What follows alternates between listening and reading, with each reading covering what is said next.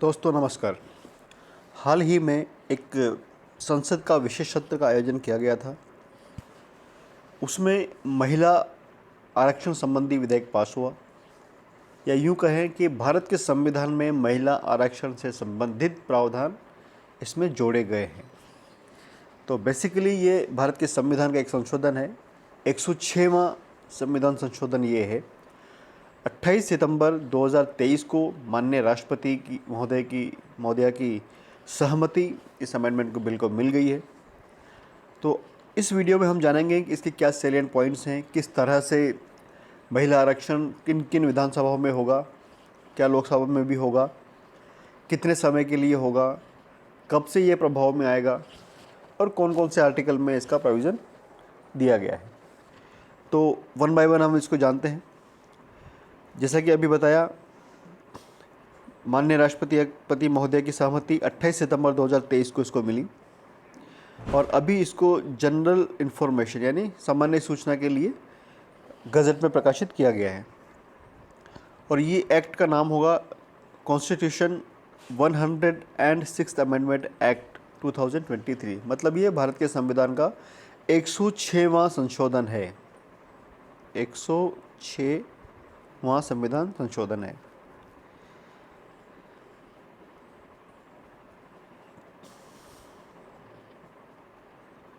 ये कब प्रभाव में आएगा? It shall come into force on such date as the central government by notification in the official gazette appoint. Official gazette में notify करके केंद्र सरकार जब भी नियुक्त करेगी उस तारीख से ये प्रभाव में आएगा। अब देखते हैं कि कौन कौन से प्रोविज़न इसमें अमेंड हुए हैं। Article 239 double A 239 double A amend हुआ। इसमें जो सेलियन पॉइंट है इसका सीधा उसकी बात करते हैं हम। इसमें बोला गया है कि जो ये प्रोविज़न है दिल्ली विधानसभा के लिए, एनसीटी ऑफ दिल्ली विधानसभा के लिए 239 डबल ए में प्रोविज़न है। इसमें बोला गया है कि seat shall be reserve for woman in legislative assembly of NCT of Delhi, कि महिला आरक्षण दिल्ली विधानसभा में होगा। पहला क्लोज ये बोलता है।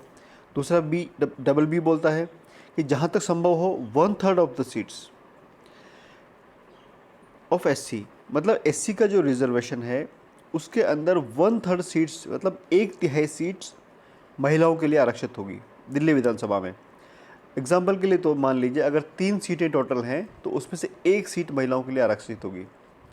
उसी तरह से ये वाला तो हो गया एससी वाला प्रोविज़न। ये वाला हो गया जनरल प्रोविज़न, मतलब टोटल नंबर ऑफ सीट्स में जो एससी के लिए रिजर्व है वो सब मिला के भी 1/3 आरक्षण ही होगा। मतलब एग्जाम्पल के तौर पे मान लेते हैं कि अगर सारे सीट्स मिला के एससी एसटी ओबीसी सभी तरह की कैटेगरीज की सीट्स मिला के, जनरल की मिला के, अगर एग्जाम्पल के तौर पर 330 सीट्स हैं, हालांकि दिल्ली विधानसभा की सीटें 70 है, पर कैलकुलेशन के हिसाब से हम ये मानते हैं कि अगर 66 सीट से मान लीजिए 66 है, तो वो किसी भी कैटेगरी की मिलाते हुए वाले हो, जो रिजर्वेशन है महिला आरक्षण का वो होगा 22 सीट्स का, मतलब 1/3 ऑफ टोटल सीट्स।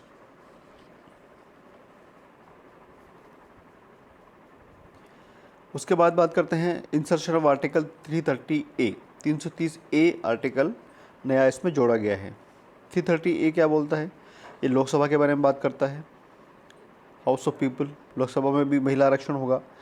इसमें वही प्रोविज़न है कि 1/3 होगा। एससी एसटी है तो उसकी कैटेगरी के अंदर 1/3 होगा और जो टोटल नंबर ऑफ सीट्स है उसमें भी 1/3 होगा। आर्टिकल 332 रिजर्वेशन ऑफ सीट्स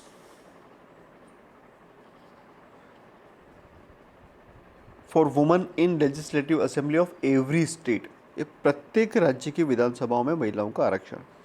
मतलब 3 कैटेगरी यहाँ पर आ गई। पहले कैटेगरी थी दिल्ली विधानसभा के बारे में, दूसरा था लोकसभा के बारे में, अब तीसरा है सभी राज्यों की विधानसभाओं के बारे में। ये एक साथ सभी का प्रोविज़न इसमें आ गया है।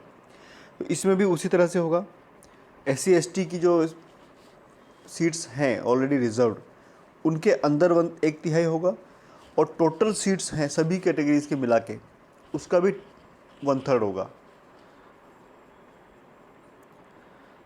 अब ये 3 तो हो गए जनरल प्रोविज़न जो सिमिलर है। अब बात करते हैं इसको प्रभाव में कैसे लाया जाएगा और कब लाया जाएगा। आर्टिकल 334A इसके लिए इम्पोर्टेंट है। आर्टिकल 334A ये बोलता है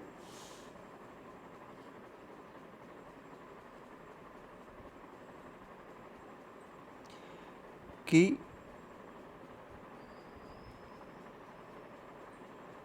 जो महिला आरक्षण के संबंधित जो प्रावधान है, provisions of constitution relating to reservation of seats for women in the house of people, legislative assembly of state and the legislative assembly of national capital of territory of Delhi, ये तीनों चीज़ें shall come into effect, कब प्रभाव में आएगा?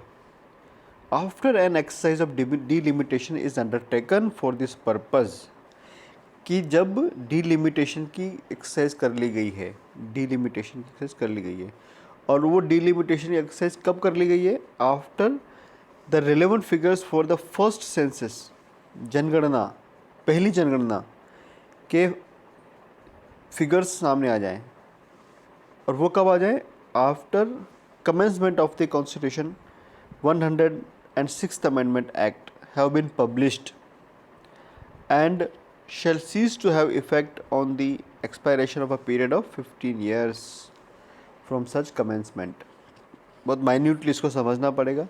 इसमें जो after word use आ रहा है, इसका मतलब एक सीक्वेंस यहाँ पर स्थापित हो रही है। तो पीछे से शुरू करेंगे तो जब हम इसको रिवर्स स्टडी करेंगे तो ये जल्दी समझ में आ जाएगा। ये बोल रहा है कि जब 106वें संविधान संशोधन, मतलब इस संविधान संशोधन जिसमें कहा जा रहा है कि महिला आरक्षण होगा, जब इसके शुरुआत के बारे में पब्लिश कर दिया गया है, उसके बाद जो पहली बार जनगणना होगी, पहले देश की पहली जनगणना की बात नहीं हो रही है, जब इस 106वें संविधान संशोधन के प्रकाशन के बाद जो पहली जनगणना के समंक जब आएंगे, उसके डेटा जब आएगा, फिगर जब आ जाएंगे, उसके बाद जो डिलिमिटेशन होगा, उसके बाद ये अमेंडमेंट प्रभाव में आएगा। इसका मतलब ये हुआ कि फ़िलहाल ये अमेंडमेंट प्रभाव में नहीं आ रहा है। ये तब प्रभाव में आएगा जब अभी ये नोटिफाई होगा, उसके बाद फिर इसमें ये पब्लिश होगा। पब्लिश होने के बाद जो पहली बार जो जनगणना के फिगर्स आ जाएंगे, इसके बाद अगली जनगणना के जो फिगर आ जाएंगे, उसके बाद फिर डिलिमिटेशन किया जाएगा, तब इसको प्रभाव में लाया जाएगा। अच्छा, अब ये कितने समय के लिए होगा? ये बहुत इम्पोर्टेंट है। ये होगा 15 साल के लिए, मतलब 15 साल बाद महिला आरक्षण के प्रावधान प्रभाव में नहीं रहेंगे। लेकिन यहाँ ये बात उल्लेख कर देना उचित लगता है कि भले ही अभी 15 साल की सीमित सीमा इसमें दी जा रही है, लेकिन हो सकता है बाद में इसको बढ़ा दिया जाए या घटा दिया जाए, जो भी है। लेकिन अभी के हिसाब से ये बोला जा रहा है कि 15 साल बाद ये जो प्रावधान है महिला आरक्षण के लागू होने के बाद 15 साल के अंदर ये प्रभाव में रहेंगे, उसके बाद ये सीज हो जाएंगे, मतलब लागू नहीं रहेंगे।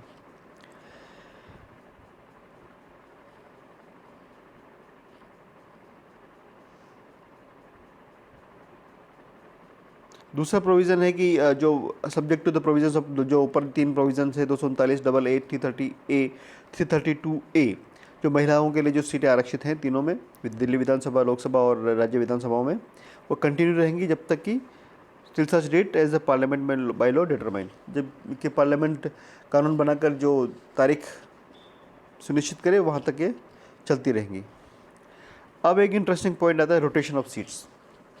अब सीटों का रोटेशन कैसे होगा? सीटों का रोटेशन होगा आफ्टर ईच डिलिमिटेशन, जब भी लिमिटेशन किया जाएगा बाद में, उसके बाद सीटों का रोटेशन किया जाएगा, जो कि पार्लियामेंट कानून बनाकर सुनिश्चित करे। और जो इसका सब आर्टिकल 4 और 5 है, उसमें सीधी सी बात यह है कि जो वर्तमान व्यवस्था है, जो वर्तमान इलेक्टेड MP MLAs हैं, उसमें इसका कोई प्रभाव नहीं पड़ेगा। बहुत बहुत धन्यवाद।